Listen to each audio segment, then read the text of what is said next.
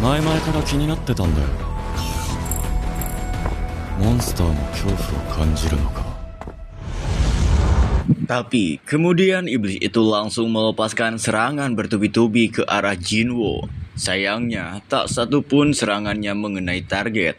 Entah kenapa, Jinwo merasa bosan karena pola serangan iblis itu monoton, hanya mengincar titik vital seperti leher, dahi, dan jantung.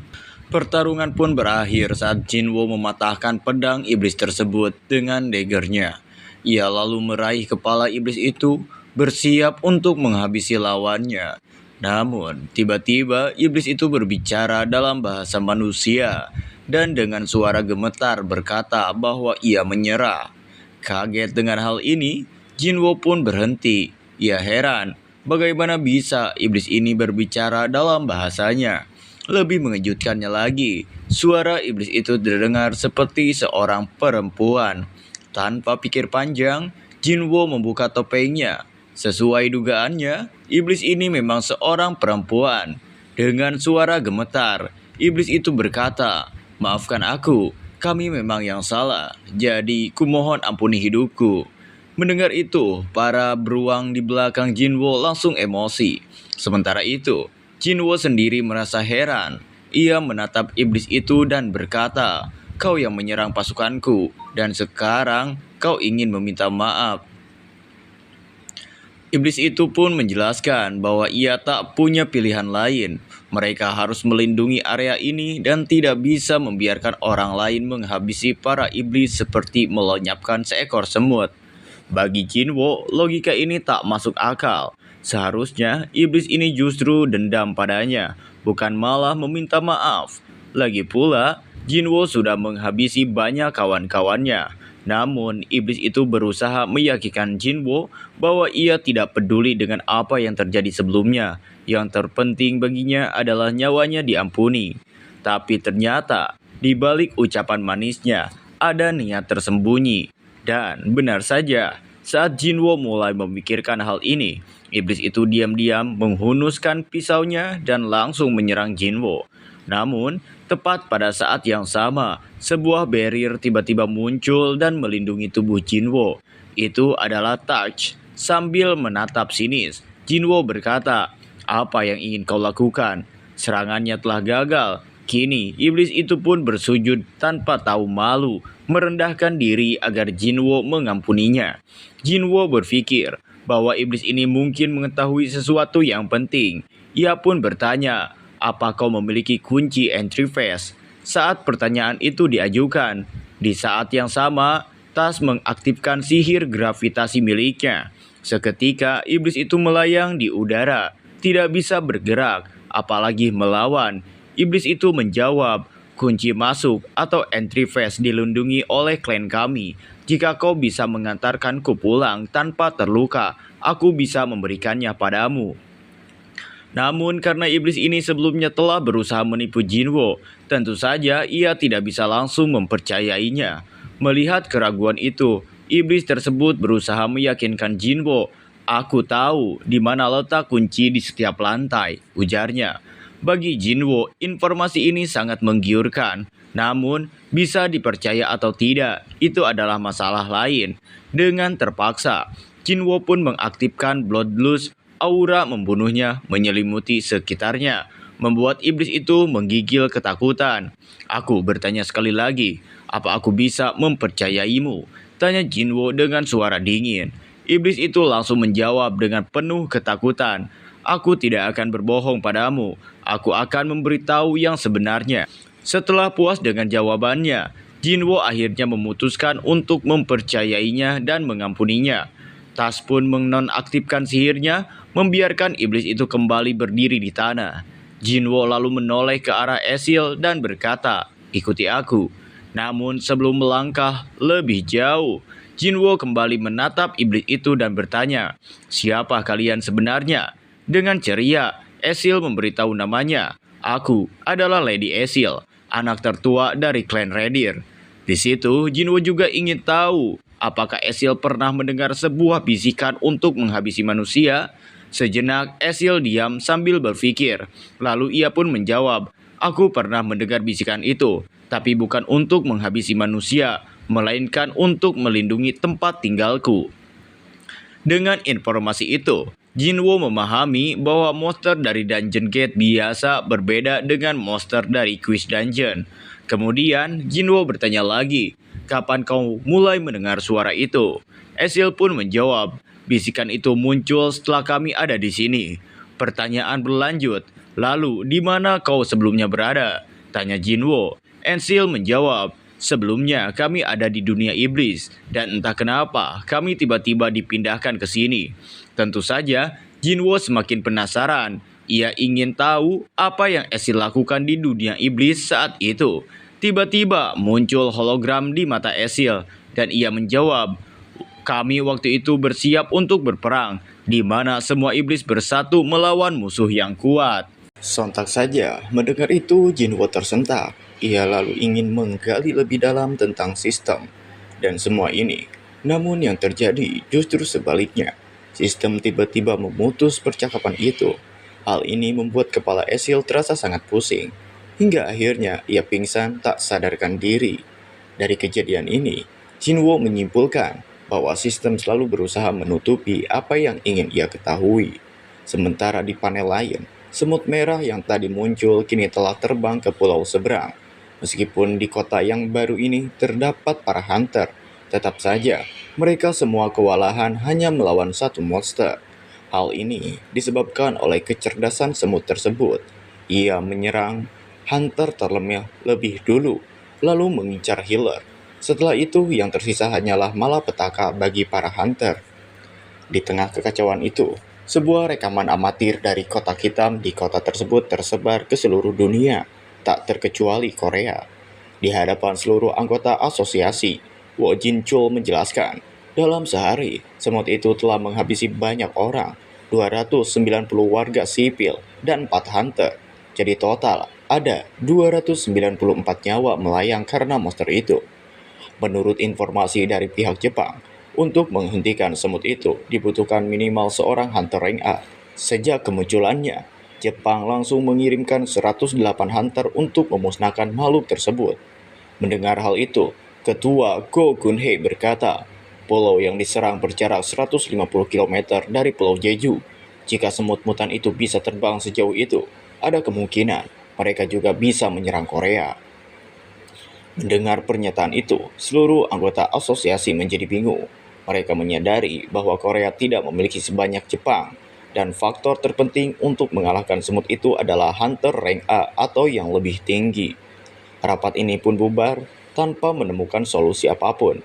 Bahkan, Go Gun-hee sendiri tidak tahu harus berbuat apa. Tak lama setelah itu, Jin-chul mendekati ketua Go Gun-hee dan memberitahunya bahwa Huang Dongsu secara sukarela bersedia ikut serta dalam raid di Pulau Jeju yang akan datang. Sebagai informasi, Pulau Jeju adalah sarang dari para semut mutan yang telah menimbulkan kekacauan. Namun, baik Go Gun-hee maupun Jin-chul sama-sama memahami tujuan sebenarnya Huang Dongsu. Ia hanya ingin mengincar Sung Jinwo. Karena itu, mereka berdua sepakat untuk memblokir akses masuk ke Korea bagi Dongsu. Beruntung, di tengah situasi genting ini, masih ada seorang hunter yang menghubungi asosiasi Korea. Dia adalah hunter level nasional, Thomas Andre. Kembali ke dungeon, singkat cerita. Esil terbangun dari pingsannya. Saat itu, Jinwo memperlihatkan bahwa ada banyak iblis yang ingin menyerangnya saat ia tak sadarkan diri. Beruntung, semuanya sudah dibereskan oleh Jinwo. Menyadari apa yang telah dilakukan Sung Jinwo, Esil pun menundukkan kepalanya dan mengucapkan terima kasih. Ia juga menjelaskan, iblis tanpa akal seperti mereka tidak bisa disamakan dengan ras kami. Setelah itu, Esil membawa Jinwo ke kastilnya. Di dalam ruangan tersebut, terdapat banyak penjaga dan singgasana utama. Duduklah ayah Esil. Namun, begitu iblis itu pertama kali memandang Jinwo, ia langsung ketakutan. Dalam penglihatannya, ia dapat melihat bahwa Jinwo membawa banyak pasukan dari balik bayangan. Sesuatu yang jelas bukan pertanda baik bagi dirinya. Saat mendengar ucapan raja, seluruh pengawal kerajaan iblis langsung mengepung Jinwo.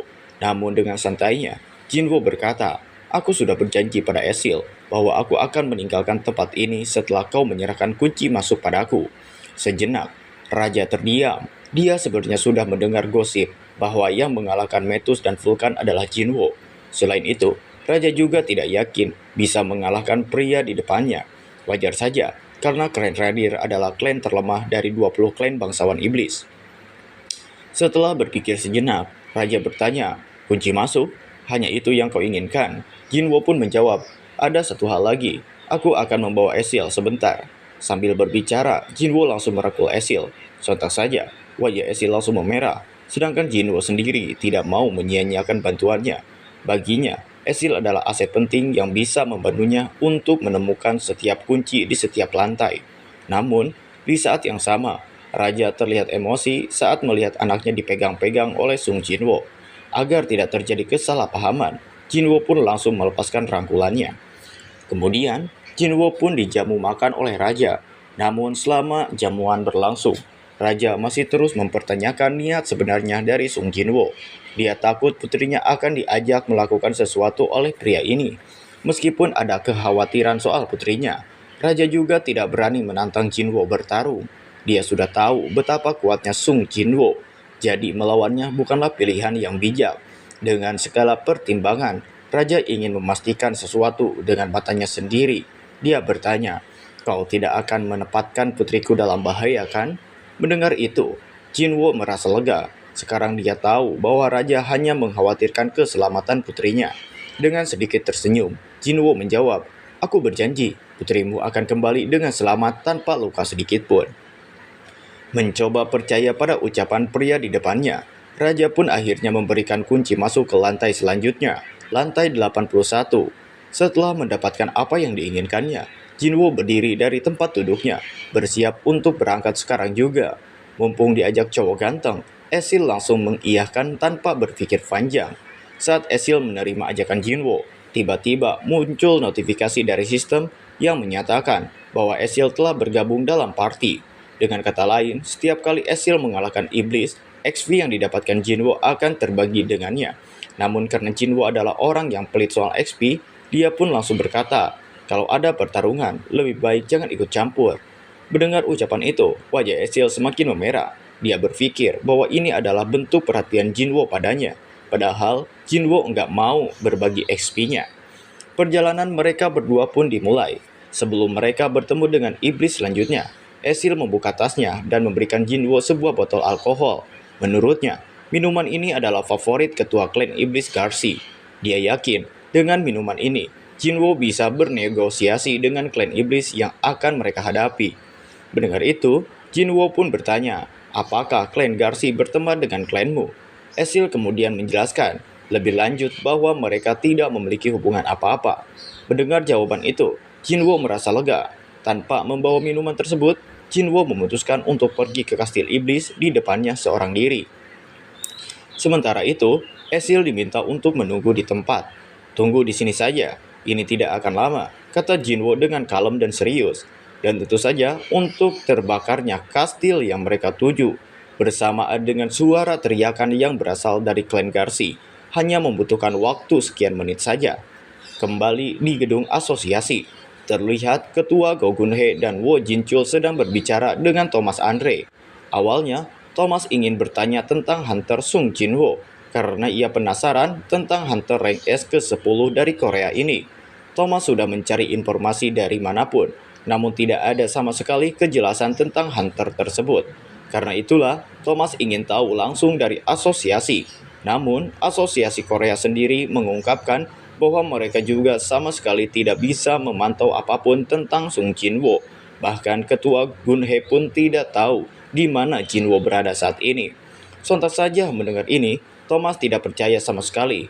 Namun Gun-hye menjelaskan, asosiasi Korea Selatan tidaklah sebodoh itu untuk berbohong di hadapan Hunter nasional. Entah percaya atau tidak, Thomas menanggapi hal itu dengan senyuman, lalu mulai membahas tentang anak buahnya, Huang Dongsu. Sekedar informasi, Thomas adalah ketua guild Scavenger, dan ia juga menyadari bahwa Dongsu telah membuat keributan di negara ini. Untuk mencegah hal tersebut, Thomas sepakat dengan Gun-hye untuk memblokir Dongsu agar tidak bisa memasuki Korea lagi. Dengan itu, kesepakatan kedua belah pihak telah terjalin. Sebelum pergi, Thomas mengatakan bahwa ia bersedia membantu Korea dalam raid di Pulau Jeju, asalkan ada uangnya. Di sisi lain, Jin Chul dan Gun Hye tidak terlalu berhayal atau mengharapkan bantuan dari kehadiran hunter nasional ini, karena biaya untuk menyewa Thomas pastinya sangat besar. Namun, untungnya Jin Chul memiliki opsi lain. Dia mengungkapkan bahwa Jepang bersedia membantu mereka di Pulau Jeju, dan hari ini guil besar dari Jepang akan datang ke Korea. Kembali di dalam dungeon, tak terasa Jinwo sudah berada di lantai 89. Dia telah menghabisi semua klan iblis yang menghadangnya. Baran api di mana-mana dan banyak jasad iblis yang telah mati. Bahkan bangsawan iblis pun sudah dikalahkan oleh Jinwo, yang tentu saja memberikan XP yang sangat lumayan. Kini Jinwo telah mencapai level 87. Lebih jauh lagi, Igris dan Teng levelnya sudah maksimal. Mereka hanya menunggu persetujuan Jinwo untuk menaikkan rank mereka. Hal ini membuat Jinwo memahami bahwa setiap pasukan yang levelnya sudah maksimal bisa menaikkan ranknya dengan izinnya. Jinwo pun akhirnya mengizinkan Igris dan Teng untuk menaikkan rank mereka. Secara tiba-tiba muncul bayangan hitam di sekitar kedua bawahan Jinwo itu, dan proses promosi pun dimulai. Igris dipromosikan dari rank Knight menjadi Knight Elite, sementara Tank dipromosikan dari rank Elite menjadi Knight. Dengan promosi ini, Igris kini setara dengan Hunter rank S dan Tank setara dengan Hunter rank A. Melihat perubahan ini, Ezreal tak bisa mempercayai betapa mengerikannya pria di depannya. Jinwo memang nampak dingin dan tak segan mengalahkan musuh. Entah kenapa, Ezreal mulai khawatir dengan keselamatannya. Dia berkata kepada Jinwo, mulai lantai 90, setiap lantai akan dijaga oleh bangsawan iblis dengan rank yang sangat tinggi. Mereka ada di tingkatan yang sangat berbeda. Tuan, jika Anda meyakinkan mereka, aku yakin mereka akan menyerahkan kunci tanpa pertarungan. Mendengar itu, Jinwo menghela napas sejenak, lalu menjawab, Ezreal, jika aku lebih lemah dari klanmu, apakah kalian mau bernegosiasi denganku? Mendengar jawaban itu, mata Ezreal terbuka lebar, menyadari bahwa apa yang diucapkan Jinwo benar adanya. Tidak ada makhluk di dunia ini yang akan tunduk kepada yang lemah. Dengan sedikit meregangkan tangannya, Jinwo berjanji pada Ezreal, aku akan menghancurkan semua klan iblis, sehingga klan Radir akan menjadi satu-satunya klan terkuat. Merasa heran, Ezreal bertanya, Jinwo, kenapa kau mengampuni klanku? Jinwo menjawab dengan simpel, karena aku menyukaimu. Ucapan Jinwo itu membuat wajah Ezreal semakin memerah. Sementara itu, Jinwo nampak menyesal telah mengucapkan kata-kata yang begitu ambigu. Seperti yang Ezreal bilang, mulai lantai 90 dan seterusnya, level monster dan jumlah mereka sangat berbeda dengan lantai sebelumnya. Meskipun begitu, Jinwo tetap tak terkalahkan. Tepat di lantai 97, Jinwo sudah mencapai level 90. Melihat keganasan Sung Jinwo, Ezreal penasaran, apakah manusia lain juga sekuat Jinwo? Jinwo pun menjawab, menurutku, ada dua orang manusia yang mungkin bisa dianggap kuat. Mereka yang dimaksud Jinwo adalah Go Gun Hye dan Cha Hai-in. Lantai selanjutnya, Jinwo tak memerlukan bantuan Ezreal lagi. Dia pun mempersilahkan Ezreal pulang ke kastilnya.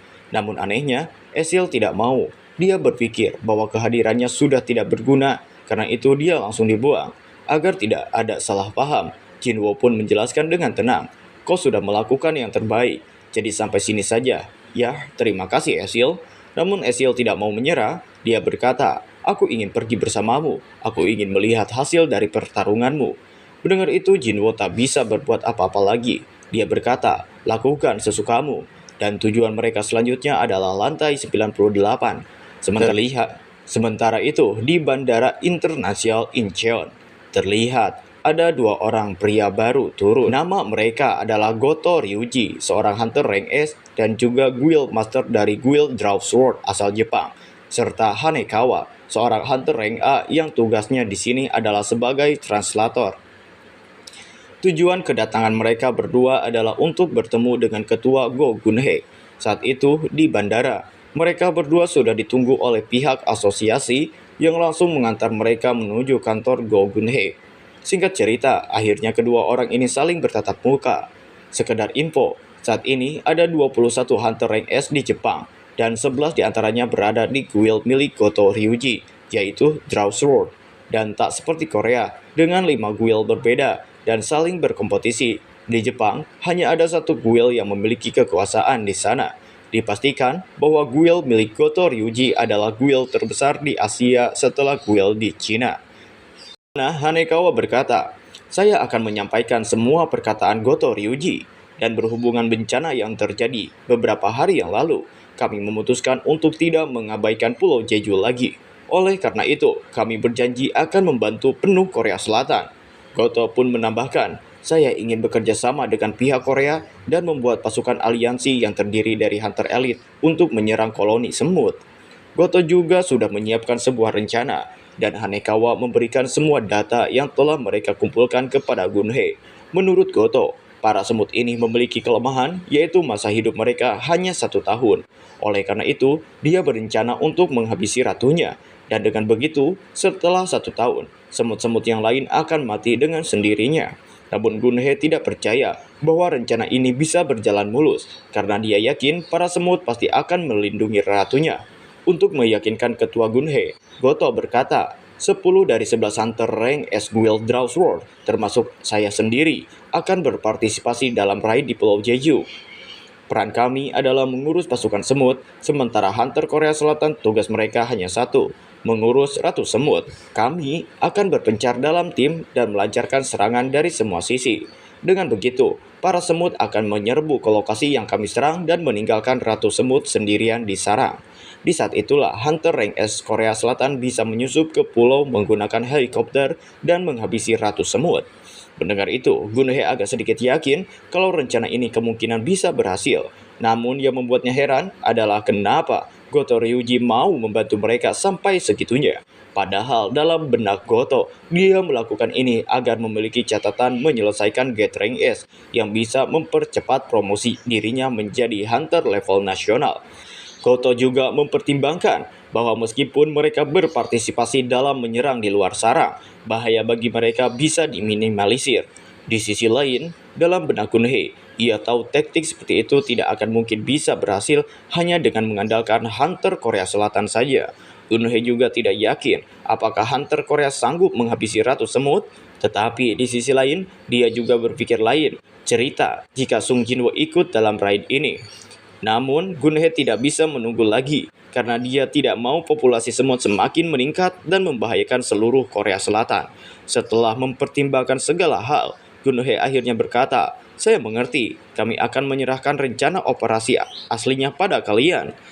Sementara itu, di dalam dungeon, level Jinwoo telah mencapai level 93 dan kini ia telah sampai di lantai 100. Tiba-tiba, di langit muncul sesosok makhluk yang mengerikan. Ternyata, itu adalah Raja Iblis Baran yang sedang menunggangi seekor wyvern.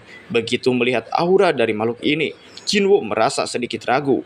Ia tidak yakin apakah ia bisa mengalahkannya.